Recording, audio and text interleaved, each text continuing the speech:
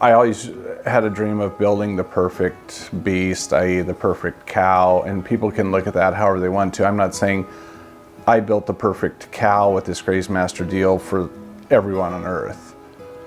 I build it for me, my family, the environment we have, and how we want these cattle to look and perform. I mean, we call them nature's breed, and they really are an all-natural type deal beyond what a lot of other breeds are promoting, because they are super low input, they are super efficient.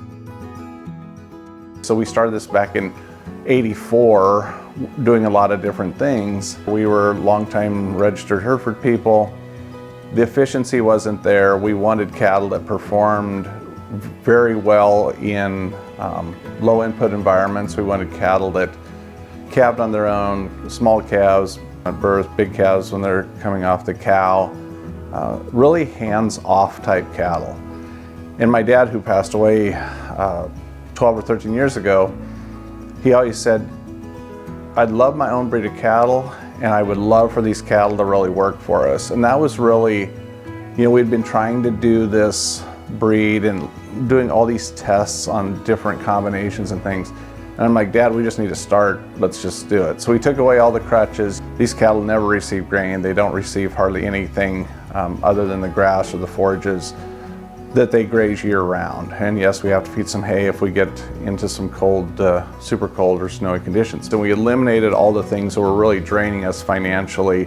Extra feed, extra protein, extra equipment. I was a very serious student of composite genetics right from the start. My dad sold bulls for Pioneer beef cattle back in the day. By the time I was 5 years old, I was watching these people do things that were having better results than even what I was seeing as a small child. I always dreamed of hands-off cattle.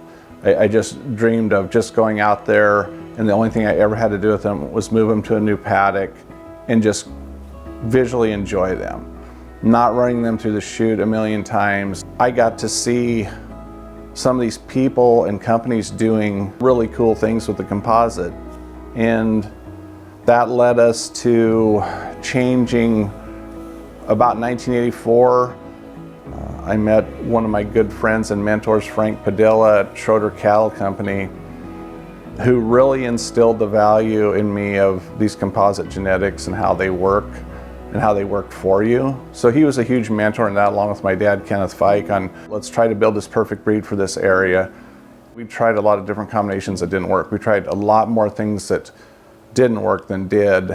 And we got to the current composite we have, which is Hereford Red Angus Simmental South Pole. And that is a breed makeup that really complements each other. And it's also a breed makeup that works perfectly with what we're doing with our forages and things like that. So it's been a long journey, but we had to take a lot of different things into account. We're low on water here. We have no groundwater. We're not irrigated. A lot of times we have very limited water in those pastures. So the Graze Master breed started to be that really awesome fit environmentally with the natural surroundings we have, and it really has moved into a natural breed in a scenario that's really principled in soil health and the environment, being profitable yet still being very natural, which are two things that people think you can't put together. And we made a meat animal and a maternal animal out of this too. So I can't just do one thing. These cattle have to do it all for us. And like I said, it's not for everyone else's benefit, even though everyone else can benefit from it. It was for what we needed to do here. So my passion in the composite cattle breeding deal was started young. It's something that even today, we're 2024, a lot of the cattle industry hasn't adapted the true power of crossbreeding, hybrid vigor, the composite theory. So the composite theory has always been very economical. First and foremost, they have to make money, they have to do it on less, and they have to do it tied exactly with our surroundings, with what we have to provide him. And you can't do that to the level we've done it unless you build that beast that is really accountable and really adaptable and can really change. I'm not saying the Graze Master could work every place. The Graze Master theory can work every place on building those cattle that work in that environment and adding new genetics or new breeds that complement those that start to improve it even more. You know, the Graze Master breed that we trademarked in 2015 became really a part of the legacy of Ficke Cattle Company, but it also provided the legs or the segue to go into our Graze Master group, where we're helping people do these kind of things with genetics, or to consult on health, soil health, things like that.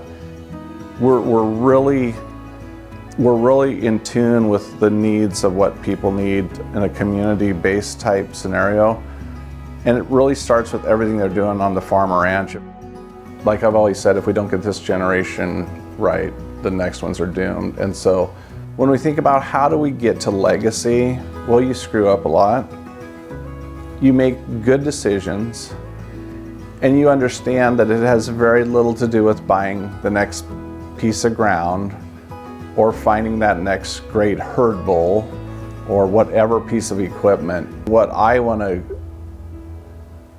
give or leave is a legacy of there's nothing that you can't do. Everything is an opportunity. Everything is a reward when it's done right with great morals and ethics. And so at the end of the day, I want my kids, grandkids, and whoever else comes along before I'm, become part of the earth in eternity. Dad or Grampy wasn't crazy. He was trying to change his part of the world. And if we all just change our part of the world a little bit, we can change it all for good and for the better.